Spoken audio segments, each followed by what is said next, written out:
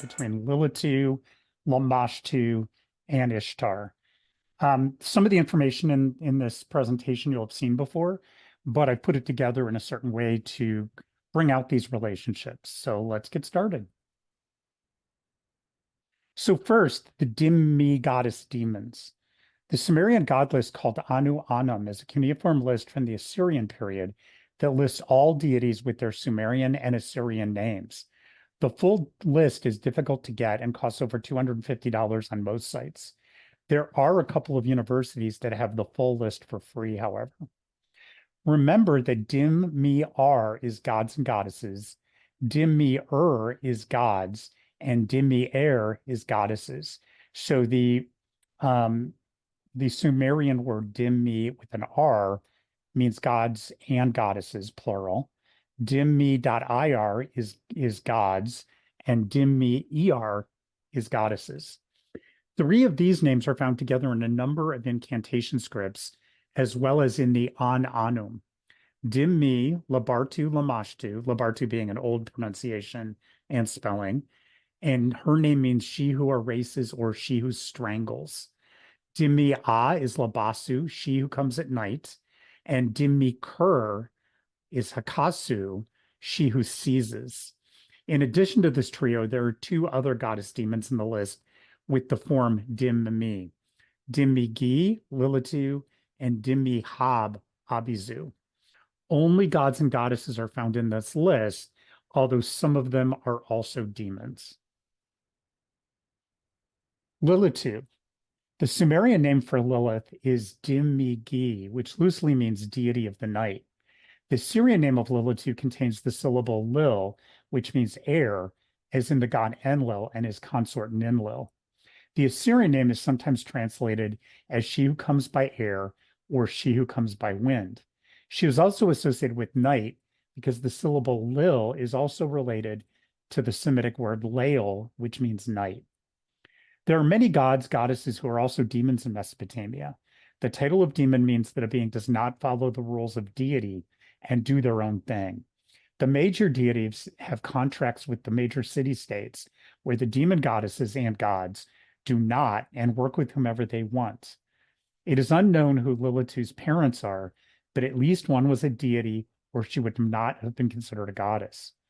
Being a goddess demon, Lilitu was not a city-based deity, but instead was engaged with the Kasapu and Kasaptu, or witches of Mesopotamia. Lamashtu. The Sumerian name Dim-Me has been translated to Labartu, or more commonly in recent history as Lamashtu. In myths, she menaced women during childbirth and, if possible, kidnapped their babies while they were being breastfed. She would gnaw on their bones and suck their blood. Lamashtu is depicted as a mythological hybrid with a hairy body, a lioness's head, and donkey teeth, long ears like a donkey, long fingers and fingernails, and the feet of a bird with sharp talons. Sometimes she also has a snake for a tail. In some texts, she is the daughter of the Sumerian sky god Anu, and in others, the Sumerian air god Enlil.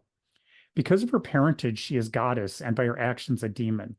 Lamashtu is not Lilitu, but many of her attributes were syncretized to Lilith in her later times, so it is important to consider her in this discussion. Ishtar. The Sumerian goddess Inanna is later called Ishtar in Assyrian. Her title was the Queen of Heaven. She is the goddess of love and war, who became the primary goddess of Babylon. She was arguably one of the most powerful of the Mesopotamian deities. Her mythology is complex. In some stories, her father was the sky god An, in others the moon god Nana, or at times the wind god Enlil. Her sister is the goddess of the underworld, Ereshkigal. She is later known as Astarte in Canaan, and it is believed she was also the prototype for the Greco-Roman Aphrodite Venus. Interestingly, as an aside, Astarte is then brought into Jewish tradition under the name Ashtaroth and called a demon. Ishtar's temple was special. Ishtar's temple had priests that were special non-binary bisexual priests and priestesses known as the Gala. She also had many goddesses that were called her handmaidens, all goddesses of sexuality, fertility, and passion. Lilitu and Lamashtu. Lilitu and Lamashtu are absolutely different entity based on the fact that they are listed in the Sumerian Assyrian god list with their own names, and they also have their own attributes. Both Lilitu and Lamashtu are part of a group of demon deities called the Shaddim in Mesopotamia and Canaan. This classification was based on their status as demons and deities, all winged, mostly with bird feet, and mostly protectors, even though they were chaotic. Lamashtu was the exception to the part about being a protector. She was super chaotic, fed on babies, and tormented pregnant women. These were not attributes that Lilitu shared during her period in Mesopotamia. She was a goddess of wind, night, and sexuality.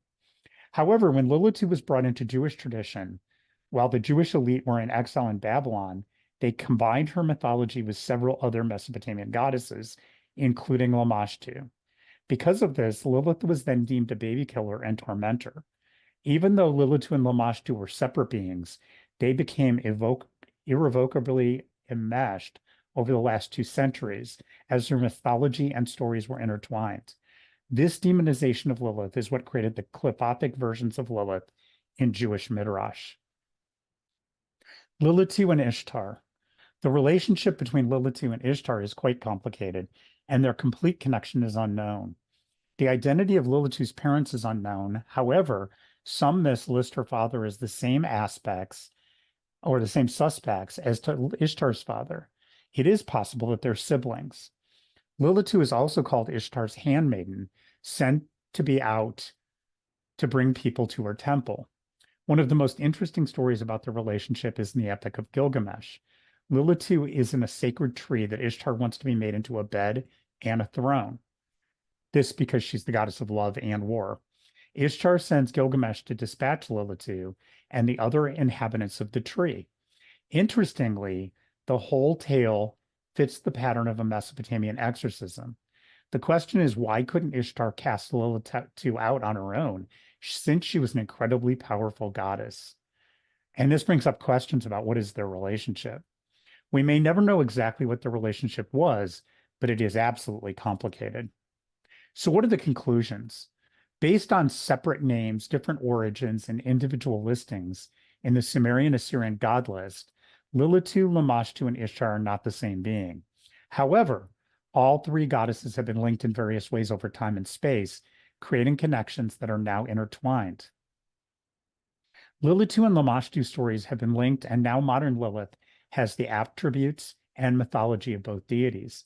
This is similar to the synchronization of the Hebrew Samiel with the Greco-Roman god Lucifer. Lilitu and Ishtar's relationship is even more complicated because we don't even know how exactly they were related in the ancient beliefs of Sumer, but it is certain there is a relationship between the two. So the point of this is I do see them all as separate deities, but there are such close relationships that it is hard at times to separate their mythology, separate who is who, and separate how they're related. Hopefully that was interesting. Thank you, and talk to you next time.